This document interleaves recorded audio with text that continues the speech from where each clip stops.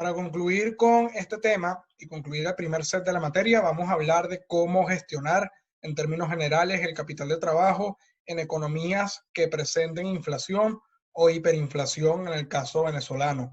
El objetivo general en este tipo de situaciones, como lo indica la lámina, es minimizar el capital de trabajo.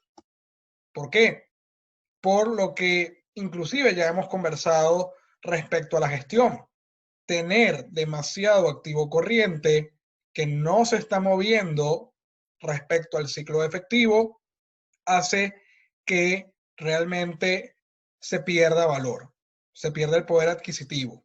Además, recuerden que lo que es el efectivo y las cuentas por cobrar, y aquí voy a utilizar un término que seguramente los contadores públicos lo conocen, me interesa también los administradores de empresa y los que estudian en el minor, que entiendan que las partidas líquidas como el efectivo y las cuentas por cobrar son activos monetarios que les impacta o les afecta la variación de los precios o incide la inflación directamente.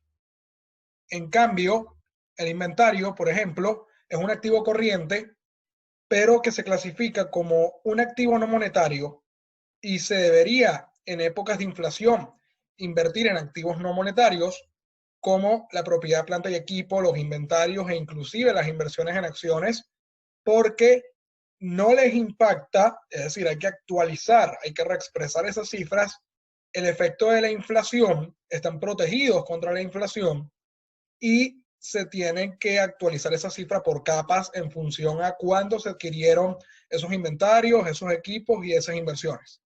Este es un comentario adicional para complementar este análisis. Claro, los contadores públicos, ¿por qué lo deben conocer? Ya a este punto deberían estar en contabilidad 5 viendo ajuste por inflación. Y si todavía no han llegado, igual les traigo a la mesa estas definiciones que están basadas en la NIC, si no me equivoco, es la NIC 29. Entonces, hay que tomar en cuenta los siguientes aspectos a la hora de gestionar los recursos, hablando financieramente. Número 1, los volúmenes de ventas pueden bajar. Sin duda, la demanda se reduce al tener unos precios que se ajustan por inflación. Una cosa importante que voy a decir ahorita, que para el segundo parcial es relevante. Las ventas, cuando se proyectan, no es correcto ajustarlas por inflación o capitalizarlas con la inflación. Los precios sí, pero las cantidades no. Las cantidades están en función a la demanda, a los consumidores. Entonces, claro, si bajan los volúmenes de ventas, por bajar las condiciones de demanda, se genera también un tema de pérdida de poder adquisitivo. Entonces hay que considerar si estamos en una empresa manufacturera, lo que es el commodity. Busquen aquel producto del portafolio de la cartera que se venda más rápido, aquel que sea el favorito, por así decirlo, de los consumidores y explótenlo, explótenlo. Porque aquí el tema es la restricción de compra por parte de los consumidores, las familias, las personas. Entonces hay que ajustar los presupuestos de venta y tenemos que enfocarnos en aquellos productos que sean claves. Igual con los servicios. Deben aumentar la rotación de las cuentas por cobrar lo máximo posible. Consideren el escenario del coronavirus. Ahorita en la actualidad, el tema ya de tener cuentas pendientes no va. Porque no solamente hablamos del tema de la inflación y el tema de la liquidez, sino la pregunta es, ¿cuándo se van a ver con esta persona? ¿Cuándo se le va a hacer la transferencia? Hay muchos gastos, hay muchos temas de nómina que atender, hay que trabajar en el hoy. No todas las empresas tienen un fondo o una caja chica lo suficientemente robusta o tiene efectivo restringido para lidiar con estas contingencias. Esto cambió las reglas del juego. A todos.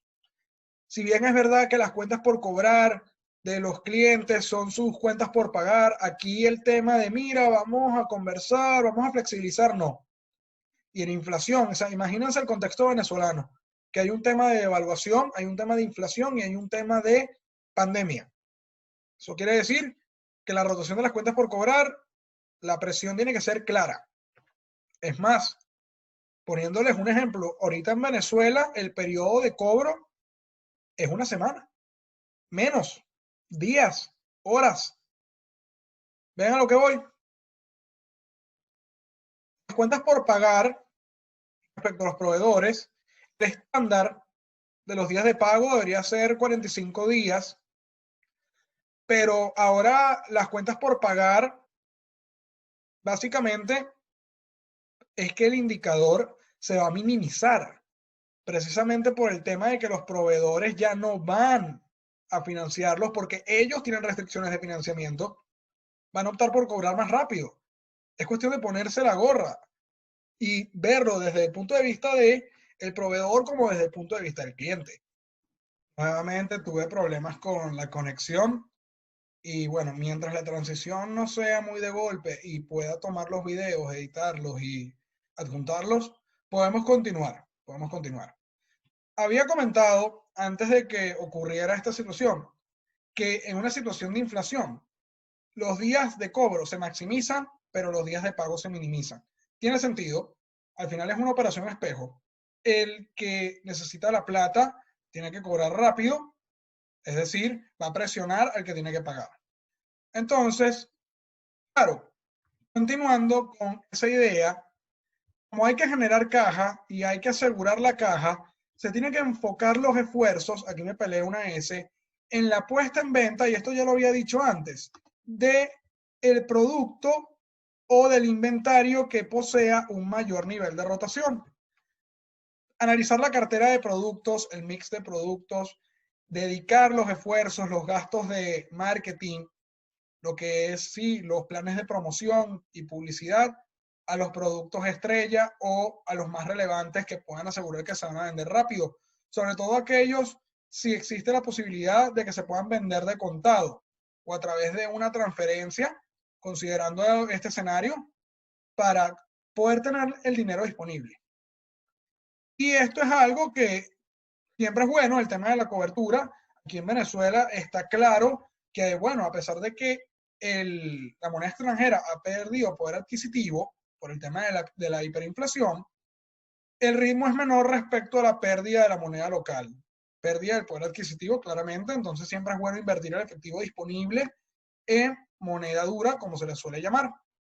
Este es un escenario, o mejor dicho, estas recomendaciones son generales, pero creo que abordan bastante bien la situación.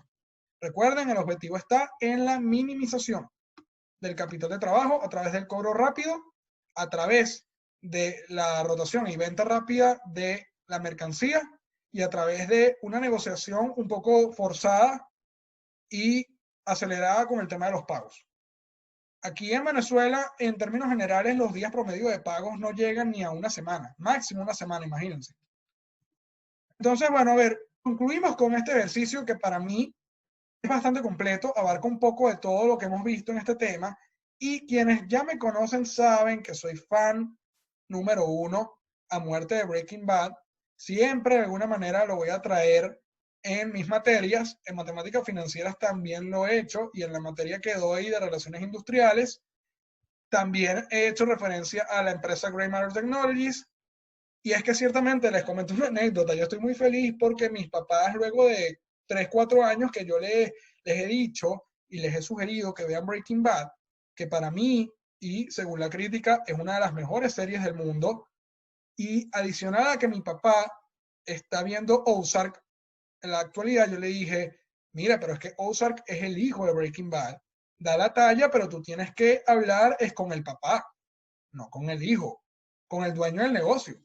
Entonces, aquí hago referencia a que Grey Matter Technologies es la empresa de los socios del personaje principal, Walter White. Si no han visto la serie, aprovechen la cuarentena, vale la pena y se van a enganchar, se los digo, porque mis papás comenzaron con la primera temporada y les dije que cayeron en la trampa, porque la primera temporada es lenta, se pone en contexto, se habla de los personajes y tienen que darle chance. Y ahorita no han parado de verla. Yo, como siempre, feliz, logré el objetivo y los acompaño a verla en las noches. Entonces, tomando de referencia el periodo del 31 de diciembre de 2019 y asumiendo que esta empresa está dedicada a facilidades, otorgamiento de espacios o temas de propósitos de investigación en el área científica, además de que también para efectos comerciales pudieran producir productos químicos y ponerlos a la venta.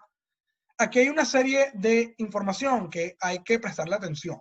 Estos son los ejercicios en donde la data hay que ordenarla y hay que ser estructurado y hacer esto en una serie de pasos que yo mismo me voy a encargar de mostrarles para que puedan abordar esto de la mejor manera. Aquí vamos a hablar, como les dije, de un poquito de todo. Y bueno, haciéndole honor a Gretchen y a Elliot.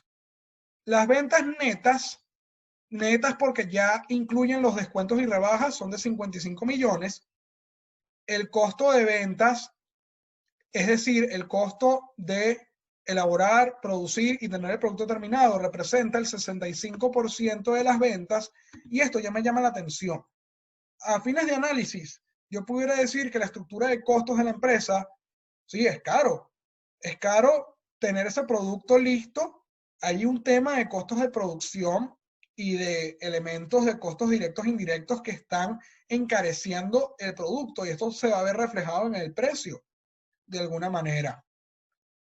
Entonces, claro, aquí lo que podemos ver es que, y bueno, menos mal que no estamos en contabilidad de costos, eso ya es un tema aparte. Aquí podemos ver una gestión que hay que ponerle el ojo. La utilidad neta, en este caso, representa el 18,5% de las ventas. Es un indicador de rentabilidad muy usual que se conoce como el margen neto. Y miren cómo les voy a mostrar el resto de la información, porque todo esto está asociado al capital de trabajo y a varios indicadores que ya hice referencia. Las ventas de crédito, en este caso, representan el 15% de las ventas. En ningún momento te estoy diciendo que son las cuentas por cobrar, pero se puede inferir por el simple hecho de que es a crédito y que son ventas que no se han cobrado. Entonces, directamente no te lo estoy diciendo, pero este es el monto de las cuentas por cobrar, parte del capital de trabajo. Los días de inventario, en este caso, son 180. No te doy el saldo del inventario, pero te doy los días, se puede despejar. Y miren esto que interesante. 180 días es bastante tiempo. Entonces, aquí podemos inferir que hay una rotación lenta del inventario. 180 días son 6 meses. Entonces, aquí hay un problema con la estructura de costos y la gestión de este stock. Porque algo está pasando que, a pesar de que se generan ventas, el fuerte no está en el inventario. Miren esto, adicionalmente les doy un dato que es el ciclo efectivo completo, todo el circuito, 171 días, y en parte esto es así debido a este señor. Vamos a ver cómo la política de cobranza y la política de pago impactan en esto. Este fue mi intento de hacer una flecha que quedó horrible, excelente mi pulso como siempre. Y este caso, este dato, suele confundir. Lo he visto que hay estudiantes que creen que estos son los activos corrientes, y no es así, son los activos totales. Incluyen los activos fijos de 81 millones, ya les voy a explicar cómo lo vamos a utilizar. Considerando todo esto, se pide calcular el capital de trabajo neto de la empresa. No estoy pidiendo el operativo, sino el neto, el normal. Calcular, y aquí traigo un indicador de suma importancia que hablamos antes, que es el indicador de la productividad, y vamos a interpretarlo, y adicionalmente vamos a comparar el rendimiento sobre los activos, que por eso es que les estoy dando este dato y les estoy dando el margen neto, y lo vamos a comparar con el costo de mantener la estructura de capital de trabajo, que es del 10% anual, y que podemos concluir. Fíjense que a lo largo de la conversación, prefiero decir conversación que clase, he hecho algunos análisis pertinentes, viendo nada más las cifras presentadas. Vamos a desglosarlas, vamos a ver qué pasa. En primera instancia, como les digo, pasos, vamos a determinar el capital de trabajo neto. En este caso, fíjense que no tenemos ninguno de estos datos, pero sabemos que forman parte del indicador. Y una cosa, no se pongan a inventar, porque estas son las cuentas que les di. Lo digo porque hay estudiantes que a veces incorporan el efectivo o le quieren agregar otras cuentas al cálculo y realmente no es pertinente. Son datos adicionales que no se les está dando, entonces cuidado con eso. Cuidado con esos impulsos. ¿Qué pasa? Las cuentas por cobrar Solo más fácil de determinar, porque si ya te doy las ventas a crédito a nivel de porcentaje, basta con multiplicar las ventas por este 15% y obtenemos el total de estas ventas que están siendo financiados, que es a crédito. Esto no se ha cobrado todavía. Ahora, ya tenemos el primer elemento, check. Vamos a determinar ahora el inventario, y el inventario es un poco más laborioso, sin embargo, no es nada del otro mundo, porque si te estoy dando los días y adicionalmente puedes determinar las cuentas puedes determinar el costo de ventas, puedes entender que están todos los elementos para hacer el despeje. Si yo multiplico las ventas por el 65%, tenemos el monto del costo de la mercancía vendida que está asociado a la venta del inventario, y podemos determinar el saldo del inventario, en este caso, tomando el costo de ventas, multiplicándolo por 180 días, que son los días promedio, y dividiéndolo entre la base comercial 360.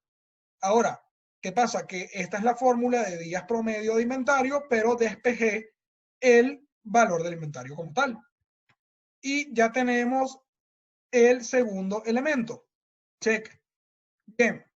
Ahora, las cuentas por pagar no es que no está presente aquí. Si ustedes leen y echamos para atrás, en ningún momento yo hago mención a temas de pagos. Sin embargo, te doy un indicador importantísimo, que es este que está acá. A partir del ciclo de efectivo, puedo determinar las cuentas por pagar, pero para eso debo entrarle a la fórmula de ciclo de efectivo. Y entender algo. Tengo los días de inventario. ¿Tengo los días de cobro? No, pero tengo las cuentas por cobrar y tengo las ventas. Eso quiere decir que puedo determinar los días promedios de cobro tomando las cuentas por cobrar que calculé en el paso anterior, multiplicándolo por 360 y dividiéndolo entre las ventas, porque las ventas están relacionadas con su cobro, y me da en promedio 54 días. Y miren esto, interesante. Rota lento el inventario, la empresa se está tardando casi 2 meses en promedio para cobrar. Aquí hay un problema de liquidez duro, y hay que evaluar esta industria. Es una industria especializada. Temas de productos químicos, temas de investigación. No necesariamente tiene que indicar algo malo. Sin embargo, dependiendo de las necesidades que tenga esta empresa, el tema del efectivo puede golpear. Ahora que tenemos los días de cobro y tenemos los días de inventario y adicional tenemos el ciclo de efectivo, básicamente tenemos el ciclo operativo del negocio, podemos despejar los días promedio de pago. Si este 54 lo pasamos para este lado de la ecuación restando, y este 180 también lo pasamos restando, vamos a obtener un número negativo, tanto del lado izquierdo como del lado derecho de la ecuación, porque este valor está negativo. Aplicando propiedades matemáticas, menos por menos da más, podemos llegar al resultado de los días promedios de pago, y mucho cuidado con los días en negativo, que eso no tiene sentido. Lo que puedo observar aquí es que la empresa está consciente, con los proveedores llegó a algún acuerdo, o se está dando el lujo de pagar después que el cobro. Es decir, cobra primero y después paga. Buenísimo, esa es la idea. Pero fíjense que está teniendo problemas con todos los elementos. Sobre todo porque el inventario, si depende mucho de la mercancía, wow, es muy lento. Tiene que buscar caja o financiamiento de algún lado. Con esto puedo determinar las cuentas por pagar, ya teniendo este elemento aquí y considerando el costo de ventas calculado anteriormente, puedo determinar las cuentas por pagar comerciales. Con los resultados anteriores puedo determinar el capital de trabajo neto, porque tengo cuentas por cobrar, tengo inventario de mercancía y tengo cuentas por pagar. Y estos 19 millones son los recursos que tengo disponibles en el corto plazo, una vez deducido los pagos o deudas a corto plazo. Ok, necesitaba el capital de trabajo para poder determinar la productividad. En este caso, miren cómo vamos a hacer la interpretación. Si nosotros tomamos lo invertido en capital de trabajo y lo dividimos entre las ventas netas, obtenemos un porcentaje del 36,13%. Es decir, por cada dólar de ventas generado, yo estoy utilizando ese dinero para mantener la estructura o para invertir en el corto plazo en términos de capital de trabajo. Hay que analizar, hay que ver. Realmente la cifra es alta, el capital de trabajo contribuye a las ventas, sin embargo se dedica una parte interesante, considerable de las mismas, para mantener estas inversiones. Y estas inversiones a nivel del ciclo están presentando problemas. Es algo que está muy lento. Entonces hay que tomar medidas de política de cobro, o mejor dicho, hay que trabajar más que todo el tema de la producción del inventario. Hay que buscar la manera de hacer que estos días se minimicen y que pueda rotar más la mercancía, porque es una fuente de ingresos y de caja importante. Entonces, a ver, para concluir, vamos a determinar el indicador de rentabilidad de los activos y lo vamos a comparar con el costo del financiamiento de este capital de trabajo. Y para ello, determinamos la utilidad calculando el 18,5% de las ventas y me da 10 millones. Fíjense, porque las ventas son 55 y miren lo que queda después de descontar costos y gastos. Un 18%. Es un buen margen. A ver, 18% se ve atractivo, pero nuevamente, toquemos la puerta con el tema de los costos de producción. Miren todos los análisis a corto plazo pertinentes que estoy lanzando en este video. Así es como quiero que ustedes me argumenten en el parcial. Viendo el panorama, viendo la relación con los stakeholders y viendo las cifras, no quedándome estático.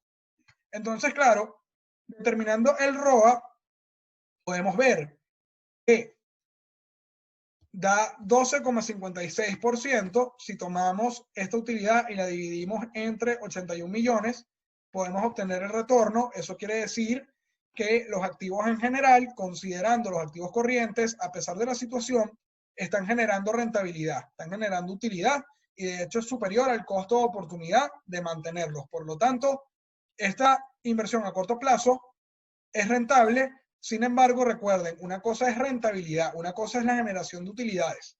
Ahora bien, esas utilidades se están convirtiendo en caja. ¿Qué termina siendo líquido? ¿Qué es lo que genera valor? ¿Las utilidades o la caja? Eso es algo que ya a este punto de la materia creo que pueden responder y pueden reflexionarlo y creo que la respuesta es evidente. Con esto, estimados, concluimos el tema 3 de capital de trabajo y concluimos este primer set para la primera evaluación. Es bastante contenido, hay que enfocar, hay que cuantificar y hay que analizar. Si te gustaron los videos, cuento con tu like, cuento con tu suscripción en Aula Financiera, te invito a mi red social en Instagram también, Aula Financiera UCAP, y cuento con su feedback y aspectos de mejora para hacer estas clases lo más dinámicas y lo más explicativas posibles. Ya continuaremos con un tema nuevo y con los contenidos del segundo parcial a partir del siguiente video en el tema 4. Nos vemos.